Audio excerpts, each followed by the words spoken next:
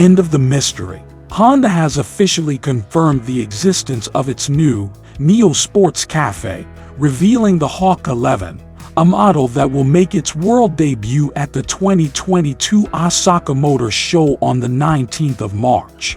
Honda has also released a teaser of the distinctive new front end of the bike, which seems to confirm recent rumors that the Hawk 11 will be a Neo Retro Cafe racer.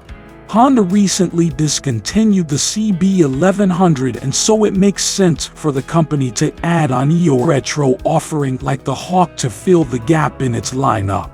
With the Hawk 11, Honda will drop its hat in the modern classic ring and take on the likes of Kawasaki, Triumph and Yamaha in this segment.